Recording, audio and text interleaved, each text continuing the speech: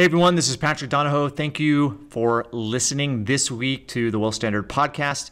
We are on episode 4 of the final season of 2018. Hard to believe, but we are talking about the principle of property. Now, that is a very broad topic, and property can be literal, like real estate, or also it could be the implementation of ideas. And so we're going to have guests that span that spectrum. But today we are going to be talking literally to an individual named Micheal Blank. And I was fortunate to be on his podcast about a month ago.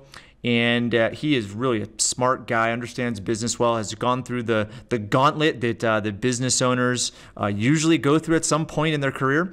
And he's come out on the other end, very intelligent, and has a cool operation that's going on right now. But he's been in the tech world. He's also been in retail. And now he has focused his efforts and his business on multifamily real estate, which I believe is one of those niches in a sense that has a lot of appeal to both the baby boomer crowd as they downsize because of financial constraints, but also the millennial generation who also have the constraints of student loan debt, as well as the wake-up call to something called taxes and FICA and the expenses of life. So Micheal is a great guy. You guys are going to enjoy the interview. He currently manages a ton of property, over $65 million worth of it, and he also has a new book out called Financial Freedom with Real Estate Investing. And he goes through a lot of what his business is about. So definitely go and check that out. Now, if you want to go listen to the previous seasons that we've done for 2018, the first is entitled Life, which focuses on the principle that you are your best asset. The second season is titled Liberty, which is the pursuit of financial freedom. And now it is property. And this is off of a very famous saying and philosophy, and originally coined by John Locke, who is a philosopher several hundred years ago. So hope you guys are enjoying the seasons thus far. Remember to go back and listen to previous episodes. And you can do that by visiting www.thewealthstandard.com. Okay, so let's get to this episode with my friend and investor, Micheal Blank.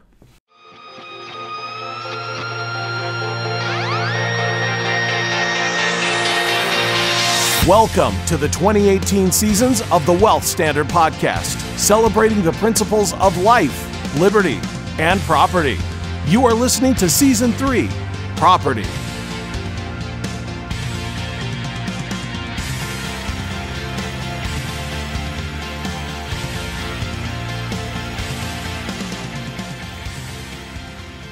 All right, Micheal, welcome to the show. It's awesome to have you on. Patrick, man, it's such an honor to be here. Thank you so much. Micheal, I thought we'd start just with your story. I'm familiar with it, and our listeners may know you from your podcast and your recent book release. But for those who don't know who you are, why don't you give us your story? Yeah, I mean, I have a background like a lot of us have, which is I was taught to go to school, get good grades, get a good job, and that's what I did. And I have a software background. I'm highly educated, Patrick. And then I was with America Online for a while and joined the software startup in '97. It was a company called Web Methods. It was in the right place, right time. In March 2000, we IPO'd, put a bunch of money in my pocket. And then at the point, I was like, well, I want to be the CEO of my own software company. So I started moving around, spent 2 years in marketing. Last year I was actually in sales. Really exciting, hardest job I've ever done. And then I read Rich Dad, Poor Dad, which subsequently ruined my life. Mm-hmm. All right. So I read this book and I was like, man, I got it all wrong. I got to go for passive income. And so I just literally shifted everything. I threw everything away, my master's degree, my computer science. And I said, I'm going to take these IPO millions and I'm going to get myself some passive income. And so my big idea at the time, though, wasn't real estate, though I did a little bit of that because I could. I learned to trade stocks and options. I took an apartment building course. I signed up with a flipping mentor. But my big idea was restaurants, because I was surrounded by Five Guys Burgers franchisees. It's actually from Northern Virginia. So I knew a bunch of these guys, and they're like, oh, it costs this much to open, and you can hire a guy to run it all, and you just sit back and count the passive income. I said, sweet, that's what I'm going to do. Now, Five Guys at the time was sold out in this area. So I went with another concept, the pizza concept, and I signed up with them, and I bought a 10-unit territory. I had a plan for world domination on the spreadsheet. Hired a guy to run on experienced multi-unit operators. I have no restaurant background, and it was a little bit of work for 2 years, but then I kind of achieved this state of semi-retirement, and it was really cool. But I wasn't watching it. I really wasn't watching what happened. The recession kind of came, kind of knocked us back, and then it became a real problem all of a sudden. So short story short, I subsequently lost my IPO millions in the restaurant experience, and clawed my way out with real estate. And like so many do with single family houses, in my case, I flipped 3 dozen houses. I bought an apartment building, did a bunch of stuff, and then realized that while I was making money, it was so much work. And that's when I started to look at all the shenanigans I've done and focus on multifamily. So that's my story in a nutshell. And today we have an educational platform and podcasts, and we own 1,000 units, and more exciting, we're actually helping others people buy their own multifamily. So that's my mission, is financial freedom with real estate. So maybe let's highlight a few of the main lessons that you had learned from the startup days in the software industry, which I'm assuming there was a lot of lessons there, because those companies, probably including America Online, those grew really quickly and crashed really quickly too. And then also just your experience with franchises or experience with the restaurant business, or maybe the primary couple of lessons you took from that. Yeah, I mean, through the web method experience, I learned how to scale a company very rapidly, because for the first 6 months, I was actually programming stuff. But the rest of the time, all I was doing is hiring, managing. Like, that's it. And I saw the rest of the company just grow like crazy. And it was interesting to watch that. My biggest issue, takeaway from leaving that, is when you become when you become self-employed, you recognize that you don't control much anymore. Like, I mean, you went through this thing, all of a sudden you're doing great. Woohoo, recession comes along and you're like wiped out. And you're like, oh my gosh, I thought I was in control, but apparently I'm not. Yep. And the same thing happened to me. And then how do you deal with that, right? So you get very upset, you get anxious, it stresses you out. And I went through these different waves of stress level, right? And I learned to be at peace with whatever circumstance there was. And it wasn't just one. And it kind of like built up to the point where I was losing like $12,000 a month. Basically, I exhausted my cash, maxed out all my debt I could, and I was about 3 months away from losing my house. So I had emotionally worked myself up to that. So by the time I got to that point, I was actually relatively calm. Because I had had subsequent ways of getting. So learning to be calm with circumstances, those are probably some of the main lessons during this time. I like to call, instead of stress levels, I like stretch levels. Oh, right? Yes. Oh, I like that. Because when you're weightlifting, right, and the muscles get strained and stretched, right? But that's how they grow. And so I like the stretch level. And I would say that, for those that have achieved the level of success, true success, it's because of the lessons they've learned. And if they haven't learned the lessons that you've learned, I don't know. You always have those black swans or those, anomalies that can, throw you off kilter. That's right. I remember reading Rich Dad Poor Dad, and I was reading all these autobiographies of successful people. And one thing they all had in common was massive repeated failures. And I'm like, I'm a pretty successful guy. Look at my bank account. I had a career. So I was like, well, is there something wrong with all those guys or me? That's probably them. Right. So I hadn't failed to any really measure at that point. I really controlled most of what was going on around me. And I guess I may be overconfident or arrogant in some way. And I guess I needed to experience, this massive failure. I don't know. Maybe it was necessary for me. Well, how you take action, is largely the result of your past and what you've learned and the mindset that you have, right? And if you don't have a certain mindset that is looking out for a wide spectrum of potential, things that could throw you off, then you're not going to be looking for it. And so that's the point, is that if you've had those experiences, as you go into a new venture, you look at it differently than if you go into another. I mean, it's the stereotypical, new investor, right? There's been a lot of those since 2009, 2010 who have done really well, but they haven't experienced a downturn. And typically the perspective becomes, as you mentioned, like you feel like you're bulletproof. You feel that, you're invincible, nothing's going to happen to you. And so the decisions you make, okay, there may be a corner cut here, a corner cut there that wouldn't have been made by an experienced investor, right? And those are the things that typically will catch you off guard if there's something that goes sideways. Well, I was certainly like that with the restaurant when I got started in restaurants. And my main mistake was I didn't have a mentor at all. I just felt I had a bunch of money and I could not lose. And I see it a lot with our students, today. I call them happy ears, Patrick, happy ears. They're just wanting to get a deal done so badly. And when you tell them this is not a bad deal, they get very angry with you. They're like, how dare you stand between me and my my deal and my future. And the problem is, the last 4 or 5 years, I mean, you would have to be an idiot not to make money, kind of how it was, frankly, in 2008. Mm-hmm. I remember making investments in 2005 and 6, and I could buy a house, hold it for 9 days, do nothing, sell it for a $20,000 profit. And I was all of a sudden the genius. I was like, something isn't right. Like I could sense something was out of whack, but there's a lot of geniuses out there right now. And I've been through this. And so I have a higher sense of paranoia than I maybe did in the old days. And now you're looking at the contract. What is the default clause? What could the things that go wrong, and how do I mitigate those risks? And I would never even ask those kind of questions. And especially in this environment, as you know, man, I'm constantly like, where's my risk right now? What could happen if the market adjusts? And what do I need to do to mitigate that? Do I sit on the sidelines? Do I do something? And if I do, how do I do it? Well, here's what I love about you is that, you're in an industry where there's tons of opportunities, but at the same time, there are a lot of new people coming into the same industry. But the background that you have is really important, because if you look at the software industry, I would say the software industry is one of the most well-led and managed industries. Okay, because of how quick it goes. Now, obviously, there's flaws in every industry.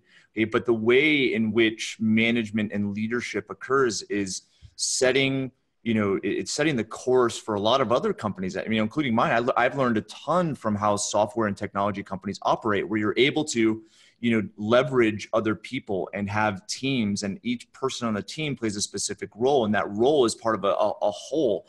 And I think that applies to every business. It's just software has figured out, because of its complexity, okay, how to be very agile and how to accomplish a lot in a minimal amount of time. But then you got into other business as well. And I would say from a retail standpoint, retail restaurants, like your margins are really thin unless you're, like Gordon Ramsay and are a famous, where your margins are probably a lot more than that because you're intellectual property.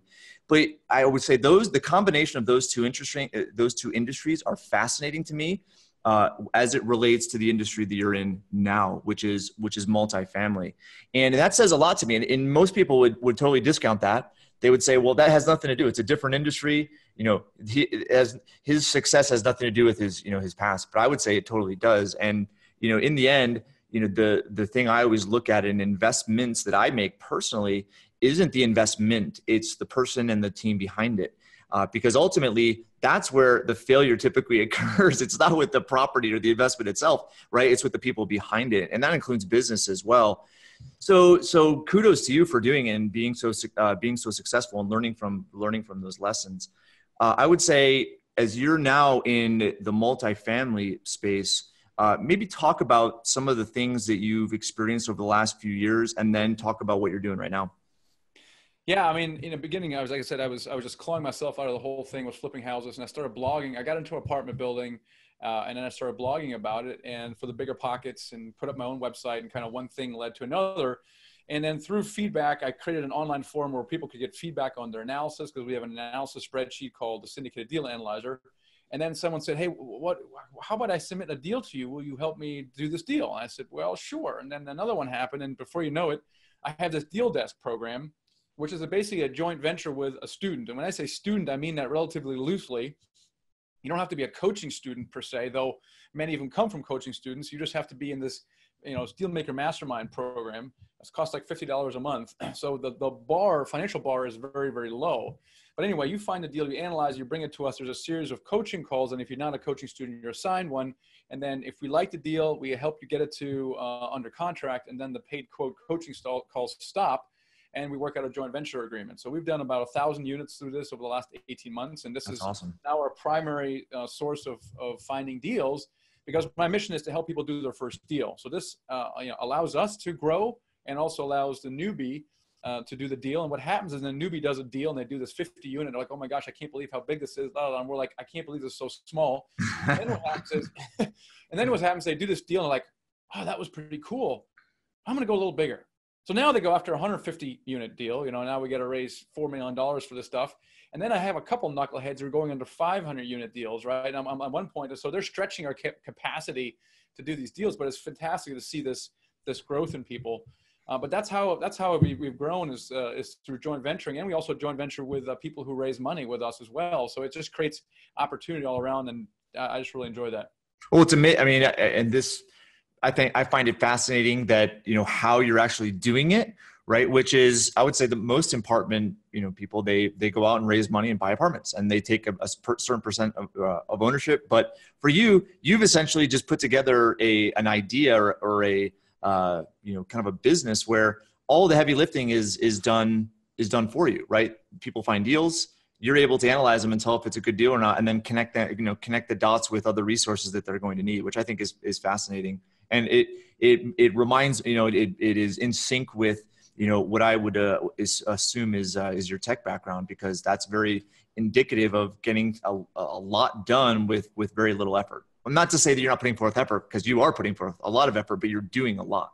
Yeah, I'm reading Elon Musk right now, and it's fascinating, right? Because Elon comes from his PayPal software background, right? And I share that with him. And now he's a little crazier than I am, but what I like, he takes this software background, he applies it to an industry that has nothing to do with software. He takes it to electric cars and space travel. Yeah. And because he doesn't have any background in this at all, he just number one, he doesn't know what he's doing. But then because of that, he's now innovating a space. And this is not really my plan to innovate the multifamily space, but because of my background, I'm doing things people kind of look at and go, what are you doing exactly? It hasn't been done that way before. How are you doing that? Yep. And we do use a lot of software at the heart of it as well. But it is exciting to get into this stuff. You don't have any preconceived notions about how something's done, and you kind of, on the one hand, you don't really know what you're doing on the one hand, but you come out with something that's really unique, and I enjoy that. I love creating stuff. Yeah. So, and this is, again, I gave you some insight into this season and the theme of our season. And this is all a perfect example of it, where, you're able to take what you've, accumulated up here between your ears and take that to an industry where you didn't learn it. And, I've had this experience over the course of the last, 10, 12 years doing what I do, because the industry I'm in is a very old industry. And I would say the average age of a financial advisor these days, a holistic financial advisor, is in the early 60s. Yeah, they have more gray hair than you do. Way more. I have a couple, right? If I grow facial hair, I have a lot, and some of them it's red. It's kind of weird, so I don't grow a beard. But the idea is, I've had a lot of people scrutinize what I do and say, well, you can't do that. You have to talk to somebody and meet them in person. And I'm like, well, no, you don't. It's one of those things where, people are ingrained as to how things should be.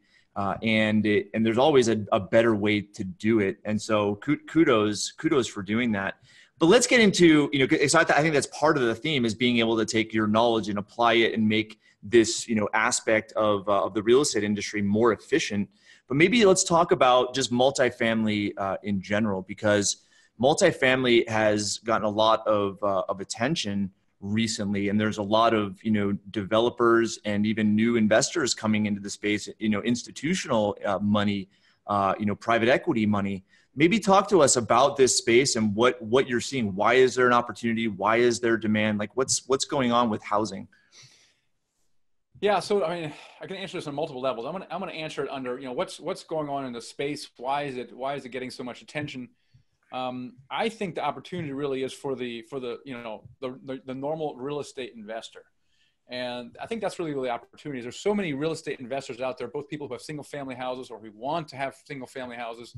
And, they go to the real estate investor meetings every single month, and they go there why? They want to go there why? Because they want to quit their jobs. They want to shore up their retirement.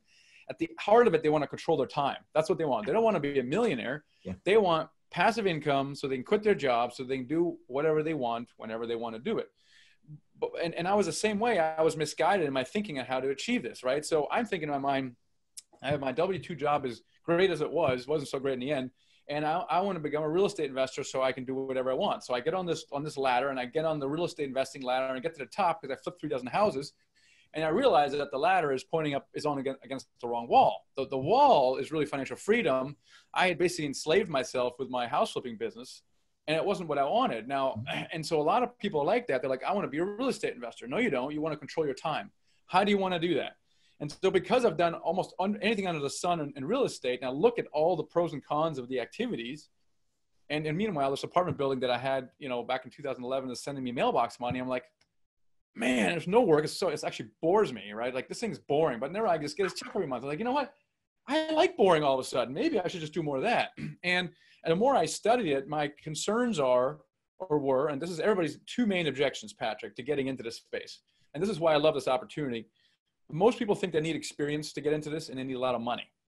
So let me flip houses for 5 or 10 years, or build up a rental portfolio. I'll buy one a year for 10 years, and I'll take the experience and the money, and I'll go and I'll graduate to apartments. Now, that's not a bad plan, but this is like a 10-year plan. And the truth is you can do it much, much faster than that by skipping all that. And the other truth is that you can learn how to overcome your lack of experience very quickly in probably 30 days. It's very easy to learn, very easy to do. And on the money side, you can learn to raise money. And this is the most powerful thing, is that I had this major aha moment when I started flipping houses in earnest in 2009. All my money was deployed in the restaurants at a time that they were still doing well. And I had none of my own money left because I deployed it all in the restaurants. So I had to raise money from people. I had this giant light bulb go off. I'm like, my gosh, I could do a bunch of stuff without having money. So before you know it, I had $1 million deployed in single family house flips. And that was wild for me, right? And people don't know that. And it's actually relatively easy to learn how to raise money. So you put them together, those two together, and now I can get started with multifamily like right now, whether you have any real estate investing background or not.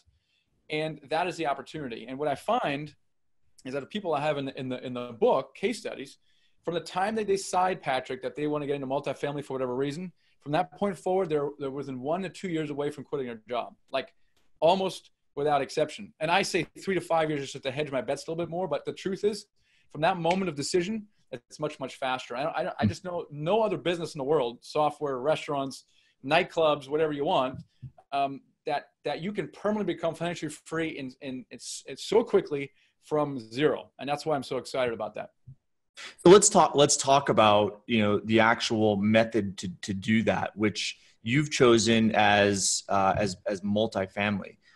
And obviously there's lots of different types of real estate out there, land, industrial, other commercial, retail. So the multifamily space, why is there such an opportunity there? And I would add to that, and I'll remind you of the question if you don't get to it immediately, is, looking at the, I would say, bubble type of mentality some people have. How would you say that, or how would you address that multifamily may not be in the bubble that other real estate is in? All right, let's talk about different asset classes. First, let me say a couple things. Number one, there are many ways to make money. I truly believe you can set up almost any business passively if you architect it right. And that includes single family house flipping, rental portfolios, all those things. You just have to be very intentional about that. And number two, I don't want to talk anyone out of whatever they're doing right now. If something's working for you, don't throw it away and jump into this new thing. Okay. I call that sometimes shiny objectitis. Don't do that. So if you have a job and you really love what I'm saying right now, don't quit your job, right? Do this on the side. So if you're flipping houses or you have a portfolio of rental properties, keep doing whatever you're doing and just start doing this on the side. So I'm talking about not putting a bullet and stuff, but expanding it. So now with regards to your question about asset classes, there are in commercial real estate multiple asset classes, and they don't all move in the same direction, right? So we have market cycles within different asset classes, right? And so now I'm a multifamily guy, and I've kind of built my message around multifamily. So it would be a little weird for me to go into self-storage or mobile home parks or light industrial but having observed this, if you're an investor, especially if you're a passive investor, or even if you're raising money for people like us, I find people are investing in multiple asset classes. Even as a entrepreneur, I mean, if I'm hunting for multifamily and I come across a great retail center that's off market, and the guy is retiring and wants to dump it, my gosh, maybe I should sharpen my pencil a little bit and maybe take that retail center down, right? Now, again, shiny objectitis, you have to be aware of that, but you have to be opportunistic as well. So don't necessarily think one asset class, but there's particular reasons why I like multifamily over some of the other asset classes. So maybe now address where the economy is and why multifamily is in such demand, and maybe talk to, what the next few years are gonna be like based on some of the statistics you're seeing. Yeah, I'm not an economist, but here's what you probably know more about this than I do, but I mean, there's a lot of uncertainty right now. Certainly has been with the stock market. Huge run up, then a drop, and it's up and down volatility. People, they have a hard time, especially last recession. A lot of people still burned by that. Man, I don't know if I can count on my 401k being there when I retire. Like in the old days, it was like an uncertainty. I counted on us. All of a sudden, people were like, oh my gosh, I'm not so sure anymore. So there's uncertainty in the stock market. So people have money. What do they do with it? They start scratching their head. Well, what am I going to do with it? So immediately people think real estate, right?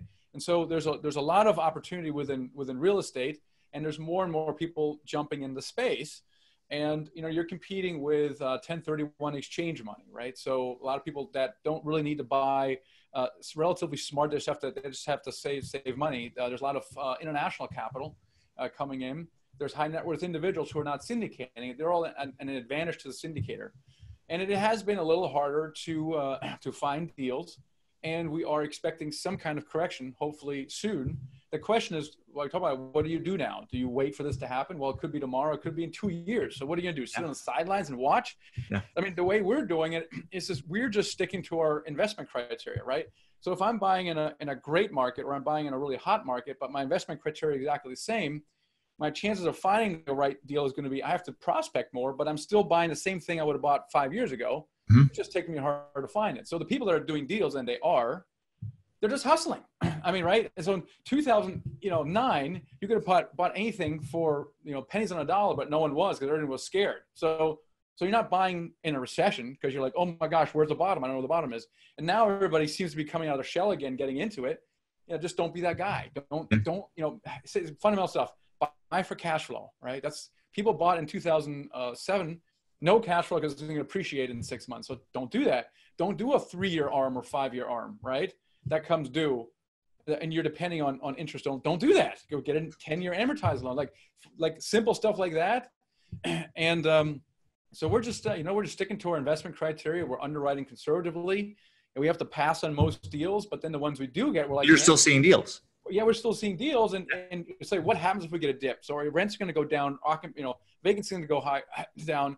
What is our margin for error? And so we're underwriting deals where maybe we won't make the returns, but we're certainly, hopefully, not going to lose the property in foreclosure or default situations. 10-year notes, nothing that comes due in the next 3 to 5 years. If a recession happens, and let's say a recession happens next year, and it'll probably be, I don't know, I think relatively light. It'll be great because we can buy more. But then in another 7-8 years, when our note comes due, who cares? Everything will be. So we have a lot of, my point is just, you have to build in margin for error in everything that we're doing right now. If we have margin of error on margin of error and margin error, then if it gets bad, hopefully we'll be protected from what would happen in the last time around. Yeah. And I would say, there's so many different variables that would make an investment successful, but you hit on a few, and I'll add one before I reiterate some of yours. Which is some of the demographic shifts. And John Burns is someone that I follow, who's provides a lot of consulting and data to private equity groups and institutional groups. And so he wrote a book called The Big Shift, I think it was called, and it talks about the movement of people over the coming years.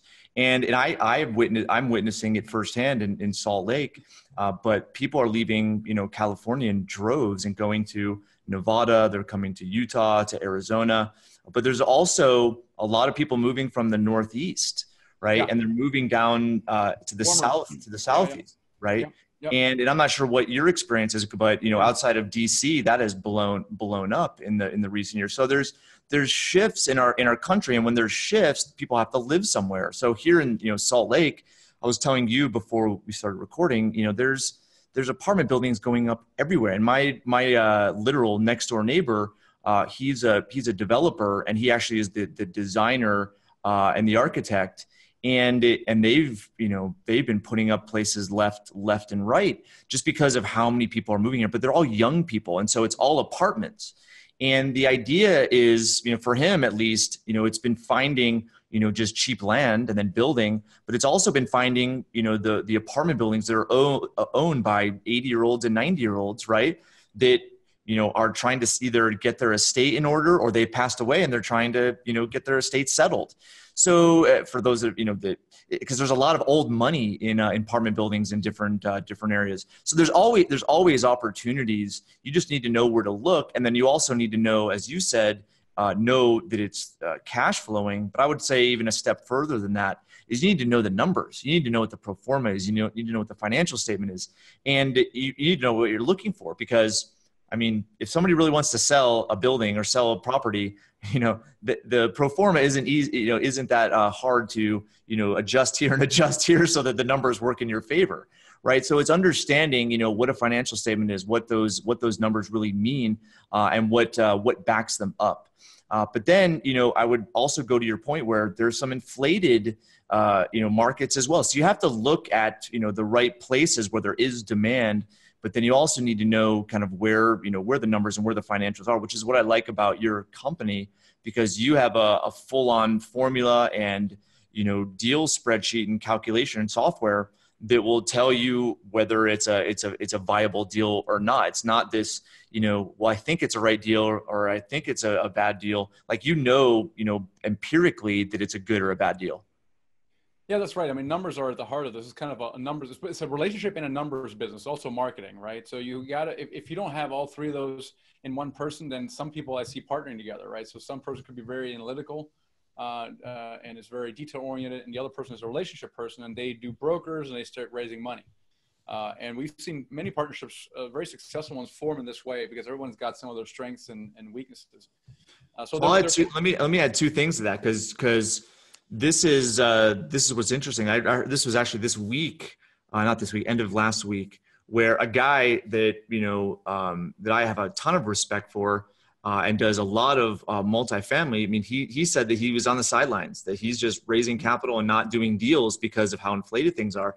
But he's in the process of purchasing several of them, and here's why, which goes into another point that we made, which is, if you look at investors and you look at doing a lot of deals, it's really not being a good investor. It's being a good business person, because managing multiple projects, multiple teams, that's not easy at all. Once you get beyond a team of like 4 or 5, having experience around project management, having experience around accountability, identifying and paying certain roles and responsibilities, right, for the job that they're doing as part of the entire business. So you often find that when people get too many deals, too many buildings, too many apartments, then the business sense isn't there and they start to drop balls. And then partnerships tend to unwind and then they'll liquidate. And so that's where some of these deals came from, is just bad business decisions, not necessarily bad real estate decisions. Have you seen that before? Well, I'm seeing it in our own, right? I'm very sensitive to what you just said because we're scaling relatively fast. One solution would be to stop buying. My solution is try to stay 6 to 12 months ahead. So the whole thing around asset management, what people do I need? What software do I have that like right now we can do a bunch of stuff in Google Sheets and spreadsheets and everyone's good. But and when we get to 2,000 units or plus, we need a little more sophisticated systems. We have to start breaking out different roles. We might have single asset manager. We might have a single money raiser. We might have a single acquisitions guy. Right now, it's like one guy, right? But how do we scale this business in a way that, and then what are the key performance indicators, so metrics that we want to, so we have these different property managers. They all need to report into a single view, and we're going to use software for that. I want to have a single view across the portfolio, regardless of what property manager you are and where you are, so that we can, so that's kind of stuff that, that I'm thinking about, is how do we scale this into 10,000 units, and to do it in a way where we don't collapse on ourselves. And I think, you of anyone has the experience of understanding how roles play within the confines or the structure of a team. And I would say there's a lot of others that I know that are accumulating a lot of units, a lot of investments that don't have that wherewithal. And that could be concerning. So, typically you have a lot of variables going on that, equate to a market and equate to an industry. Plus you have the economic factors that, who knows what's going to happen, whether, there is market collapses, whether there is, interest rate spikes. I mean, who knows? There's so many different things that could occur both domestically and internationally that could throw the real estate market out of whack. You just don't know. But at the same time, markets are always cyclical because human beings are, we're creatures of habit, and sometimes we behave rationally and sometimes we don't.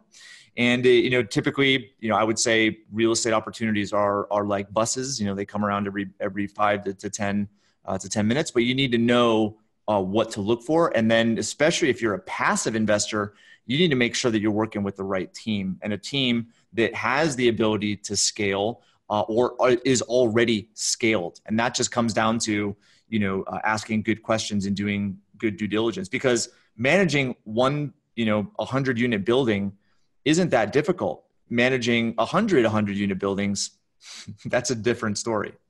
That is a different story. But it is cycles like you're talking about. You're talking about the guy that has done, he's sitting on the sidelines and just kind of raising cash.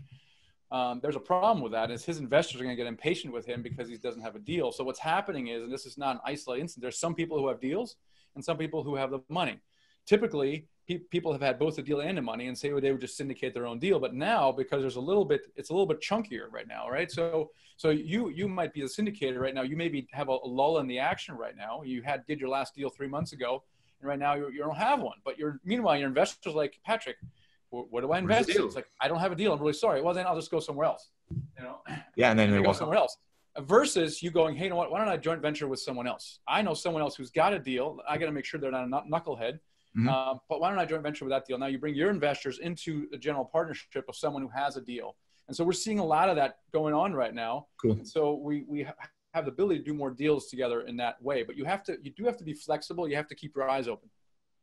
Well, it's one thing, as we kind of wrap up here, I still want to talk about your book and your podcast briefly, but it's, there's always opportunities, and, whether we're at the top of a cycle or in the middle of a cycle or at the end of a cycle, who knows, and I would say it's always known in hindsight, even though a lot of people try to predict it.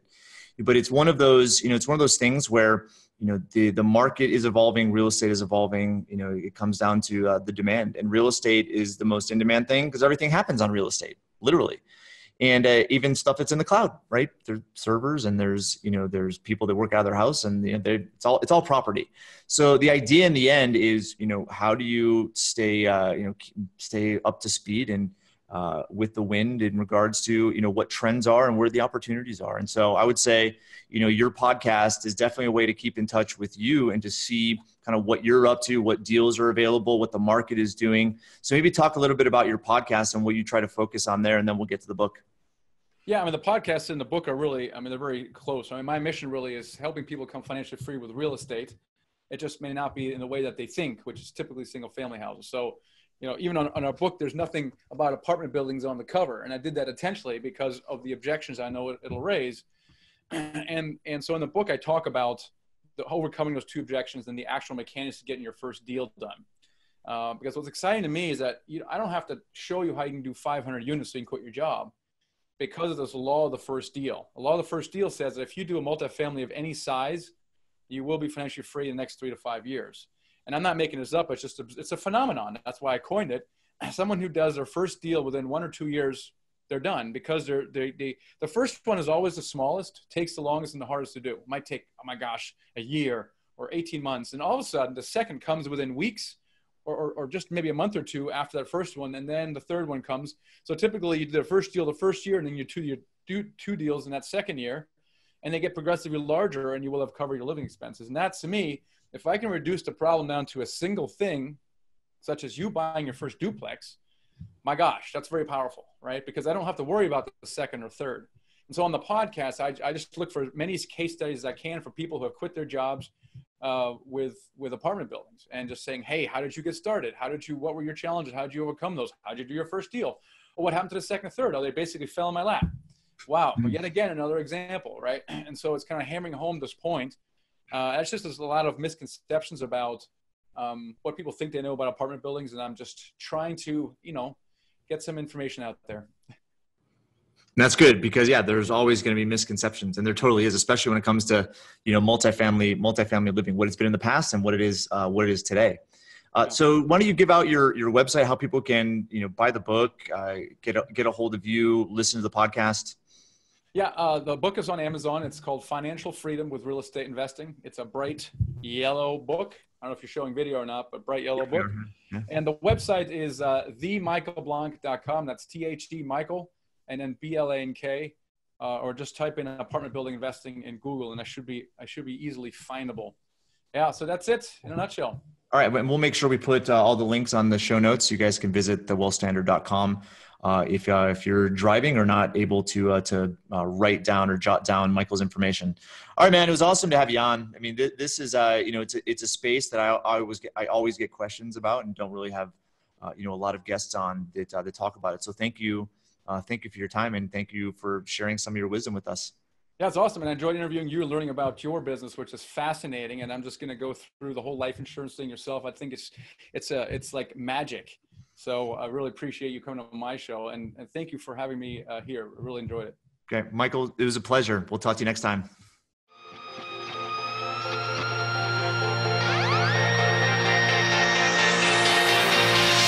Thank you for joining us as the Wealth Standard Podcast spends all of 2018 celebrating life, liberty, and property.